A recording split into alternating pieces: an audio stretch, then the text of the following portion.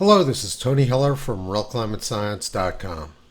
This is part 2 of my discussion of how the climate agenda is being used as part of the war on women and children. In part 1, I discussed how the use of natural gas and electricity for cooking has tremendously helped American women over the last 120 years. But in Africa, the lack of clean fuels for cooking is killing millions of women. Cooking food with dung and wood leads to respiratory diseases and early death. African governments have been trying to provide natural gas and similar clean-burning fuels for their people. But Joe Biden's climate advisor John Kerry was in Africa this week and warned them not to use natural gas, which could save millions of lives. He told them that they needed to cut back on their CO2 emissions. Despite the fact that the huge population of Africa produces less than 4% of global CO2 emissions. We can be quite certain that John Kerry has a natural gas or electric oven in his own home, but he wants to deny them to the African people. 2 years ago, he said the Great Reset will happen at greater speed and intensity than people might imagine. Apparently, it makes some people feel very important to be part of a tremendous evil. Now let's look specifically at the war on children under the premise of fighting climate change. California and several other states with their laws tied to California regulations just announced a ban on fossil-fueled powered vehicles. They're trying to force everybody into electric vehicles which require huge batteries. These batteries require a lot of rare earth minerals like cobalt and lithium, which are in short supply and are very expensive. Most of the world's cobalt is mined in the Congo, where the mines are destroying the environment, and much of the mining is being done by children who are essentially slaves. More than half of the world's cobalt resources are located in the Congo, and over 70% of the world's cobalt mining occurs there. Cobalt is an essential raw material used by large tech companies for rechargeable lithium-ion batteries, electronic devices, and electric cars. About 40,000 of the miners in the Congo are children, some as young as 6 years old. These laborers earn less than $2 per day in order to produce the raw materials for the batteries, which enable rich Westerners to virtue signal about climate.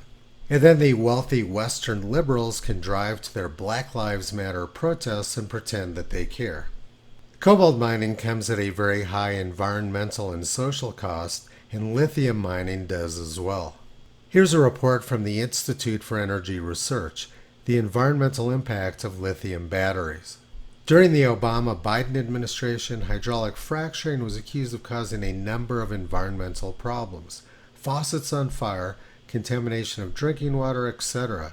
But the administration's own Environmental Protection Agency could not validate these accusations. Now Biden is planning to transition the transportation sector to electric vehicles that are powered by lithium batteries and require other critical metals, where China dominates the market. Mining and processing of lithium, however, turns out to be far more environmentally harmful than what turned out to be the unfounded issues with fracking.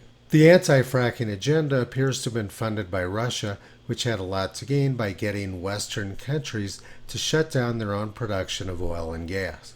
Joe Biden and his fellow climate alarmists love to say that they're protecting indigenous communities from climate change.